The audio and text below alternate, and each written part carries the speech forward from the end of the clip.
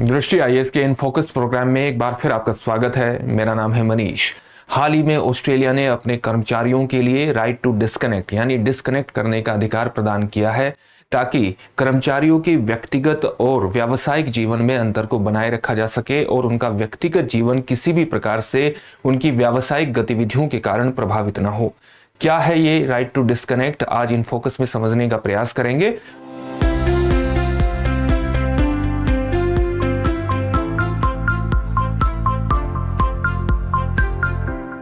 और हमारे टॉपिक का नाम होगा क्या है राइट टू डिस्कनेक्ट, क्यों बढ़ रही है इसकी मांग। वस्तुतः हाल ही के दिनों में अलग अलग देशों में इसकी मांग बढ़ती जा रही है।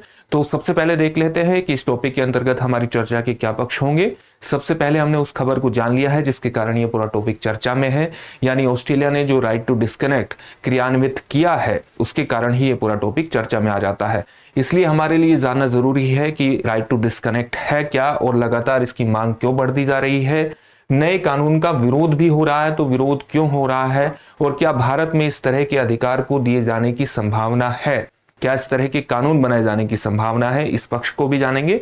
अंत में आपके लिए एक अभ्यास प्रश्न होगा जिसका उत्तर आपको कमेंट बॉक्स में कमेंट करके देना होगा। ये जो पूरा विषय है ये यूपीएससी की मुख्य परीक्षा के सामान्य अध्ययन प्रश्न पत्र 2 और 3 से जुड़ता है।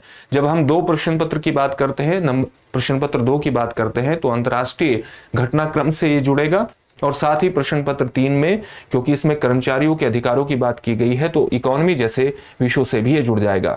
हम आगे बढ़े इससे पहले आप हमारे चैनल को सब्सक्राइब जरूर करिए और बेल आइकन दबाइए, तभी हमारे सभी प्रोग्राम का नोटिफिकेशन प्राप्त करने में आपको आसानी होगी। साथ ही हमारे सभी इनफोकस के प्रोग्राम की जो पीडीएफ फाइल है वो इनफोकस दृष्टि आईएएस के टेलीग्राम चैनल पर उपलब्ध कराई जा रही है। वहां से आप पीडीएफ फाइल डाउनलोड करके अपनी तैयारी को गति प्रदान कर सकते हैं।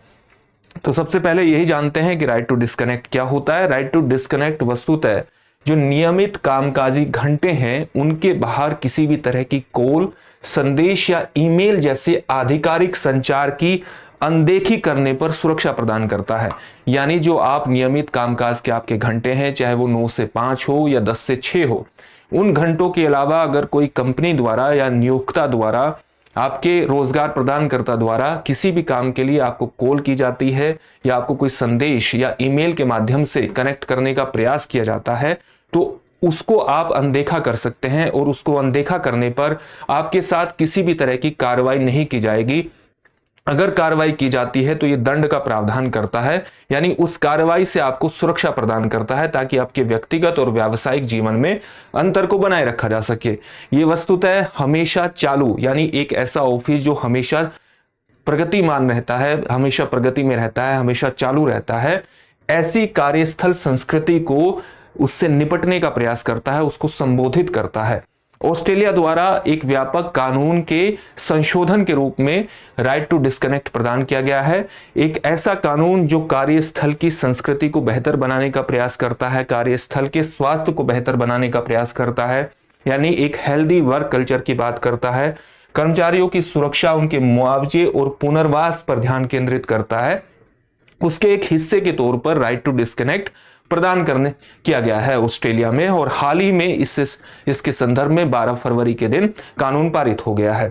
इसकी मांग लगातार क्यों बढ़ती जा रही है? आप जानते हैं कि 21वीं शताब्दी की शुरुआत से ही लगातार डिजिटल प्रौद्योगिकी में लगातार बढ़ोतरी हो रही है और डिजिटल प्रौद्योगिकी के विकास के साथ कहीं भी एक व्यक्ति के साथ संपर्क स्थापित करने के साधन बहुत विकसित हो चुके हैं। इसके कारण, जैसा कि अभी आपको बताया, इसके कारण व्यक्तिगत और व्यावसायिक जीवन में के बीच जो एक सीमा रेखा है वो भी धुंधली पड़ती जा रही है, और इस धुंधली पड़ने के कारण इस तरह के कानूनों की मांग लगातार कर्मचारी संघों के द्वारा लगातार की जा रही थी। टेलीवर्क, दूरस्थ कार्य करने के द्वार हाल ही की प्रौद्योगिकियों ने, जैसे डिजिटल प्रौद्योगिकी ने, संचार प्रौद्योगिकी ने खोल दिए हैं। तो लगातार श्रमिक संघों द्वारा इसकी मांग की जा रही थी। कोविड-19 के कारण आपने एक शब्द विशेष रूप से चर्चा में देखा होगा, वर्क फ्रॉम होम, यानी घर से ही काम करने की संस्कृति का विकास बहुत तेजी से हुआ और वर्क फ्रॉम होम जैसे शब्द बहुत व्यापक शब्दावली के रूप में सामने आए। फ्रांस में इसके संदर्भ में पहले से एक कानून था और फ्रांस का ही अनुसरण इटली, बेल्जियम, स्पेन, आयरलैंड और पुर्तगाल जैसे देशों ने किया, और इसके खिलाफ, यानी इसके एक जो कामकाजी घंटों के बाहर जो ईमेल प्रदान किए जाते हैं, जो संपर्क स्थापित किया जाता है, अगर आप उसकी अनदेखी करते हैं तो उससे सुरक्षा प्रदान करने के कानून इन सभी देशों में बनाए गए। इसी कारण से, इन्हीं सब कारणों से इसकी मांग भी लगातार, इस तरह के अधिकार की, राइट टू डिस्कनेक्ट की मांग लगातार बढ़ती जा रही थी। लेकिन व्यापारिक समूहों द्वारा, अलग अलग कंपनियों द्वारा इसका विरोध भी किया जा रहा है। इसका विरोध करने का कारण क्या है? विरोध करने का कारण यह है कि इससे कंपनियों की उत्पादकता पर असर पड़ सकता है, उनके द्वारा प्रदान की जाने वाली सेवाएं महंगी हो सकती हैं, और साथ ही इसके अंतर्गत, यानी इस कानून के उल्लंघन पर, राइट टू डिस्कनेक्ट के संदर्भ में जो कानून बनाया गया है, उसके उल्लंघन पर यह आपराधिक दंड भी स्थापित करता है। जैसे ऑस्ट्रेलिया में अगर इस कानून का आप उल्लंघन करते हैं तो 18,000 ऑस्ट्रेलियाई डॉलर का आप पर जुर्माना लगाया जा सकता है, जो अपने आप में एक बड़ी कीमत है। इन्हीं सब कारणों से व्यापारिक समूहों द्वारा इसका विरोध किया जा रहा है, और ऑस्ट्रेलियाई chambers of commerce and industry द्वारा भी इसका विरोध किया गया है। हाल ही में इस तरह की खबरें ऑस्ट्रेलिया से आई हैं कि इस कानून में अगर किसी प्रकार की कमी है तो अन्य कानून के माध्यम से उन्हें सुधारने की कोशिश की जा सकती है। तो ये कुछ कारण थे जिससे उनका विरोध हो रहा है। क्या भारत में इस तरह के कानून को लाए जाने की संभावना है? वस्तुतः वर्ष 2018 में एनसीपी यानी नेशनलिस्ट कांग्रेस पार्टी के एक प्रमुख नेता सुप्रिया सुले द्वारा इस तरह का एक निजी सदस्य विधेयक हमारी लोकसभा में प्रस्तुत किया गया था। आप जानते हैं निजी सदस्य विधेयक का क्या मतलब है? कि जो मंत्री परिषद के बाहर के किसी व्यक्ति द्वारा किसी भी सदन में, चाहे वो लोकसभा हो चाहे राज्यसभा में, प्रस्तुत किया जाता है तो उससे हम निजी सदस्य विधेयक कहते हैं।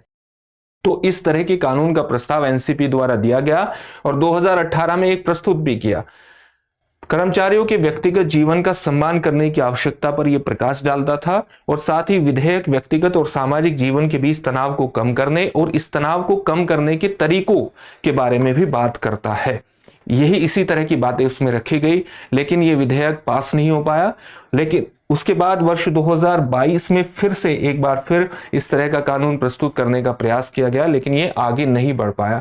यानी भारत में भी इस तरह की चर्चा किसी न किसी रूप में चल रही है, और कर्मचारी संघों द्वारा भी इसकी डिमांड की गई है कि जितना समय कोई व्यक्ति अपने ऑफिस के लिए रखता है, अपने कार्यस्थल के लिए रखता है, उसके बाद उसके साथ किसी भी प्रकार का ईमेल या किसी अन्य माध्यम से संपर्क स्थापित नहीं किया जाना चाहिए, क्योंकि इससे उसका व्यक्तिगत जीवन उसके व्यावसायिक जीवन के कारण प्रभावित होने की संभावना रहती है, और कहीं ना कहीं व्यक्तिगत और व्यावसायिक जीवन में एक संतुलन बना रहना चाहिए। इसी कारण से ये पूरा टॉपिक चर्चा में था। अंत में एक प्रश्न देख लेते हैं। प्रश्न क्या है? हाल ही में किस देश द्वारा राइट टू डिस्कनेक्ट लागू किया गया है? आपके ऑप्शंस हैं भारत, चीन, ऑस्ट्रेलिया या उपरोक्त में से कोई नहीं। इस प्रश्न का उत्तर आप हमें कमेंट बॉक्स में कमेंट करके जरूर दीजिए। साथ ही हमारे चैनल को भी सब्सक्राइब करिए और बेल आइकन दबाइए, तभी हमारे सभी प्रोग्राम का नोटिफिकेशन प्राप्त करने में आपको आसानी होगी। फिर से एक नए सेशन में आपसे मुलाकात होगी। धन्यवाद।